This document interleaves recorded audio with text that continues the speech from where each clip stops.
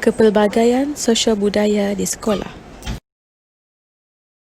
Kanvas perpaduan dan integrasi kaum di Malaysia diwarnai dengan pelbagai konflik dan cabaran yang dinamik dalam membentuk suatu masyarakat yang harmoni dengan kepelbagaian agama, budaya, adat resam dan bahasa menjadikan usaha Malaysia ke arah perpaduan dan integrasi nasional lebih kompleks berbanding negara-negara lain di dunia. Justru itu, kepelbagaian ini menuntut satu pendekatan yang membolehkan kesemua kaum bekerjasama untuk membentuk perpaduan, sikap toleransi dan saling memahami bagi menjaga kestabilan dan keamanan negara, memandangkan ianya merupakan elemen penting dalam membentuk pembangunan dan kemajuan sesebuah negara. Merujuk kepada statistik anggaran penduduk semasa Malaysia 2019 yang diperoleh daripada Jabatan Perangkaan Malaysia, di sini telah dinyatakan bahawa penduduk warga negara mengikut kumpulan etnik telah meningkat sebanyak 0.2% berbanding 2018. Penduduk warga negara mengikut kaum di Malaysia terdiri daripada pelbagai etnik iaitu seperti Cina, India, Melayu, Bumiputera dan juga lain-lain. Dengan kepelbagaian kaum tersebut, maka wujudlah kepelbagaian sosial budaya. Sosial budaya merupakan amalan, gaya hidup dan peradaban bagi sesuatu masyarakat yang lahir dari pegangan dan kecenderungan diri masyarakat berkenaan dalam berbagai bidang hidup, iaitu khususnya untuk memberi kepuasan dan juga merangsang pembangunan hidup masyarakat tersebut. Merujuk kepada konteks pendidikan di sekolah pula, isu ketidaksamaan boleh terjadi di antara pelajar akibat kepelbagaian sosial budaya ini. Antara kesan kepelbagaian sosial budaya di sekolah adalah seperti wujudnya kelompok budaya murid yang berbeza, seperti contoh pro budaya sekolah ikut peraturan sepenuhnya, terdapat juga anti budaya sekolah yang tidak sanggup mematuhi peraturan dan ada juga antara budaya sekolah dan budaya remaja yang menghormati budaya sekolah dan penuhi keperluan diri. Seterusnya, dengan adanya kepelbagaian sosial budaya juga mempengaruhi cara individu berfikir, cara seseorang murid itu bertindak dan juga mempengaruhi pandangan, perasaan dan pembawaan murid di sekolah. Selain itu, terdapat perbezaan dalam gaya komunikasi akibat daripada kepelbagaian sosial budaya di sekolah, di mana mereka menggunakan bahasa dan komunikasi yang biasa mereka gunakan di rumah dan membawanya ke sekolah. Seterusnya, daripada aspek kemahiran dan penguasaan bahasa, murid yang menguasai dialek atau bahasa ibunda mereka sahaja akan menghadapi masalah dalam pembelajaran. Mereka akan kurang faham dan mudah tercicir di dalam pelajaran. Manakala murid yang menguasai bahasa yang lebih banyak akan cepat dan tangkas untuk mudah menguasai pembelajaran. Selain itu, dari segi aspek kelas sosial yang rendah akan menyebabkan mereka menghadapi masalah berkaitan kewangan, kemudahan belajar dan sebagainya.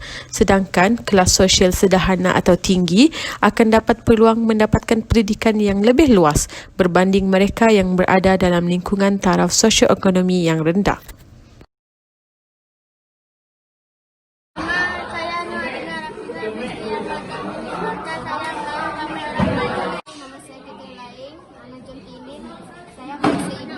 Aku orang Iban. Saya bahasa Kenyang.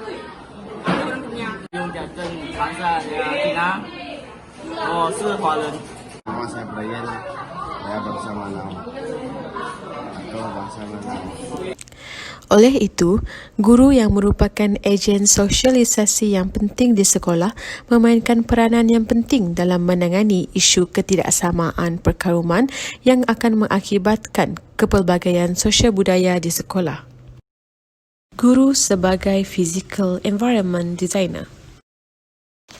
Sebagai seorang guru, kita perlulah mengajar murid-murid di sekolah tanpa mengambil kira kelas sosial dan harus bijak mengendalikan kelas sosial yang wujud di kelas supaya satu suasana pembelajaran yang interaktif akan terbentuk dan pembelajaran akan menjadi menyeronokkan. Contohnya, seorang guru seharusnya memastikan murid-muridnya ditempatkan dalam satu kumpulan murid dari pelbagai latar belakang semasa melakukan sesuatu aktiviti kumpulan. Secara tidak langsung, ia akan memberi peluang kepada murid-murid untuk berinteraksi antara satu sama lain sekaligus dapat mewujudkan pergaulan yang tidak berkelompok dan tanpa sekatan budaya serta masyarakat. Suasana pembelajaran yang menyeronokkan akan terbentuk dan ini akan dapat membantu guru mengawal persekitaran bilik darjah dengan lebih berkesan. Guru sewajarnya tidak membenarkan murid-murid untuk memilih ahli kumpulan mereka berdasarkan satu kaum yang sama sahaja. Apabila murid berada di dalam satu kumpulan yang mengandungi pelbagai etnik, secara tidak langsung murid dapat mempelajari budaya kaum lain. Mereka juga dapat mengetahui cara yang paling berkesan untuk berkomunikasi antara satu sama lain. Selain itu, guru juga hendaklah pandai merancang aktiviti PNP iaitu pembelajaran dan pengajaran mereka agar boleh disertai oleh semua murid di dalam kelas dan isu yang mempunyai unsur bias iaitu tidak adil kepada mana-mana jantina haruslah dielakkan supaya ia dapat memberi peluang pendidikan yang saksama kepada semua murid tanpa mengira kaum dan jantina.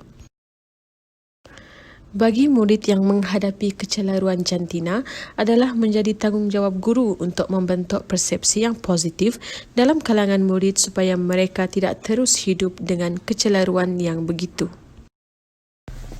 Selain itu, sebagai seorang guru, kita juga perlu menunjukkan teladan yang baik kepada murid. Contohnya, guru hendaklah datang awal ke bilik darjah, sentiasa bersikap adil dan sentiasa berdisiplin dalam apa jua hal sekalipun.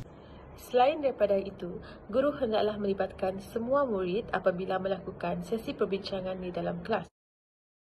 Guru sepatutnya tidak mempunyai sikap berat sebelah dan hanya memberi layanan kepada pelajar yang mereka gemar sahaja. Seharusnya, guru yang baik memberi layanan sama rata kepada semua golongan pelajar. Selain itu, melalui aktiviti kerja berkumpulan di dalam kelas, guru boleh menempatkan kepelbagaian kaum dan jantina di dalam aktiviti berkumpulan tersebut, di mana setiap kumpulan haruslah mempunyai kepelbagaian dari aspek jantina dan kaum. Dengan adanya kepelbagaian kaum dan gender di dalam sesebuah kumpulan, murid akan dapat mengetahui dan mempelajari bagaimana cara yang lebih berkesan untuk mereka berkomunikasi serta berinteraksi antara satu sama lain. Apa yang dapat disimpulkan adalah guru merupakan ejen sosialisasi yang sangat penting dalam menangani isu ketidaksamaan akibat daripada kepelbagaian sosial budaya di sekolah. Oleh itu, menjadi tanggungjawab kita semua sebagai seorang guru dalam menangani isu ini agar tidak ada murid yang terlampau merasakan diri mereka berkuasa ataupun ada yang merasakan tersisih untuk hadir ke sekolah. Diharap isu ketidaksamaan ini tidak akan menjadi satu isu yang lebih besar di masa akan datang agar semua pelajar mendapat layanan sama rata dan pendidikan yang sama. Dengan itu, terima kasih kepada semua kerana sudi menonton video saya. Assalamualaikum dan salam sejahtera.